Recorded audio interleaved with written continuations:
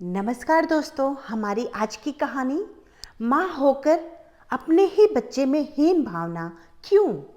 अरे मैं तो तुम्हें पैदा करके ही पछता रही हूँ। तुम एक काम ठीक से नहीं कर सकते। निकम्मा, ना समझ कहीं का। दिमाग खराब करके रख दिया है इसने। सोसाइटी में कोई इज्जत नहीं बची। दामिनी सोसाइटी के उन सभी बच्चों से हमेशा मुकुल की बराबरी किया करती थी जो पढ़ने में अव्वल और खेल कूद प्रतियोगिता में भाग लिया करते। कम नंबर आने पर दामिनी मुकुल से कहती, तुम जीवन में कभी कुछ नहीं कर सकते। सीखो अपने सोसाइटी की बच्चों से, कितने ब्रिलियंट दिमाग के हैं वो, और एक तुम हो नालायक।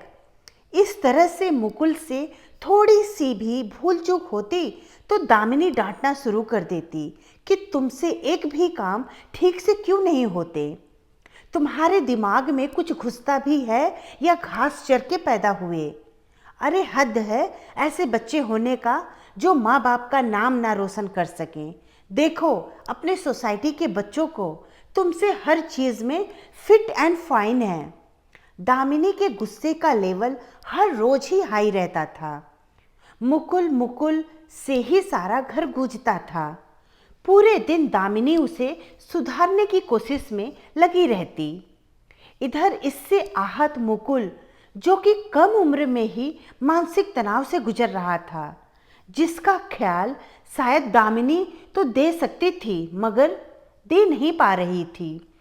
उसे इस समय अपने बच्चे की तुलना दूसरे बच्चों से करना ज़्यादा जरूरी सा रहता था। ठीक वैसे ही जैसे हर माँ बाप अपने बच्चे की तुलना दूसरे के बच्चों से किया करते हैं, ठीक वैसे ही दामिनी भी अपने बच्चे को हर चीज़ में परफेक्ट और अपनी अपेक्षाओं पर खरा उतारने की कोशिश करती। देखा जाए तो उनकी अपेक्षा भी कम नहीं। सोसाइटी के हर छोटे बड़े बच्चों से मुकुल की तुलना करना कहीं ना कहीं भारी सा हो रहा था मुकुल के लिए। वक्त बीतता गया और मुकुल धीरे धीरे डरा हुआ, भय खाए सब कुछ करता। लोग भी उससे डराने के लिए दामिनी का ही नाम लेकर उसे डरा देते और काम भी निकाल लेते। धीरे धीरे मुकुल की तबीयत बिगड़ने लगी।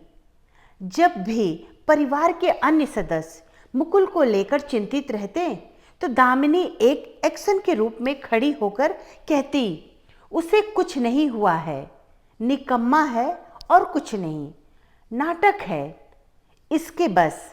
दामिनी को शायद नहीं पता था कि उसका यह व्यवहार उसके घर के लिए क्या मुसीबत ला रहा है। डांट फटकार तो जायज है, लेकिन क्या हद से अधिक भी? बिल्कुल नहीं। ठीक उसी तरह जायज नहीं जिस तरह हम अपनी क्षमता से ज़्यादा खा ले तो अपच हो जाता है, बदहजमी हो जाती है। ठीक वैसे ही एक बच्चे को उम्मीद से ज़्यादा उम्मीदवार बनाना मुसीबत हो जाता है। हर समय जबरदस्ती करना जायज़ नहीं, अनावश्यक बोझ लादना सही नहीं। मुकुल एक रोज अचानक से बेहोश हो गया। घर परिवार के लोग उसे सीधे डॉक्टर के पास ले गए, मगर मुकुल की हालत जस की तस बनी रही। तमाम जांचों के बाद ये साफ हुआ कि मुकुल ठीक है, उसे कोई बीमारी नहीं। लेकिन अक्सर मुकुल अचानक बेहोश हो जाता, गुमसुम रहता। तब मुकुल के पापा निखिल ने निर्णय लिया कि मुकुल को एक बार किसी अच्छी मनोचिकित्सक को दिखाया जाए।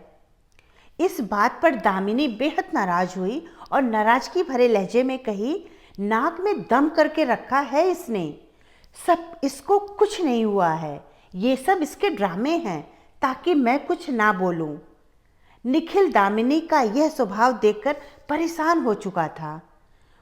उसने निर्णय लिया और मनोचिकित्सक के पास पहुंचा।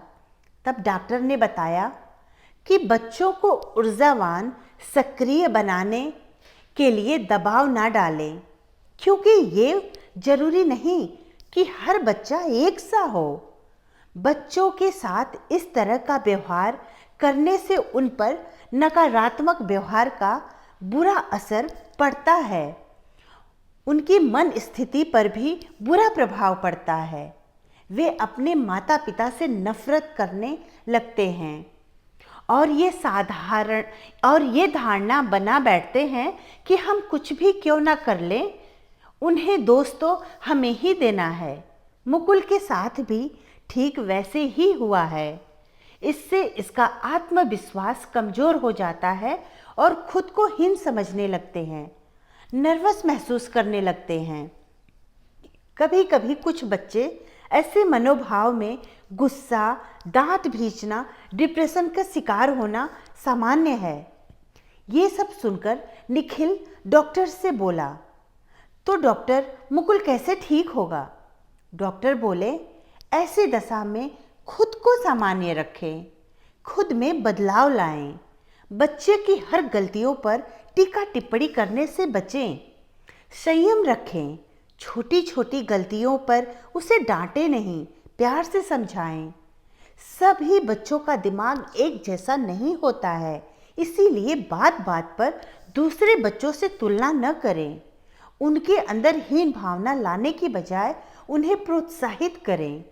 हर बच्चा एक जैसा नहीं होता, लेकिन हर बच्चे में कोई ना कोई टैलेंट जरूर होता है।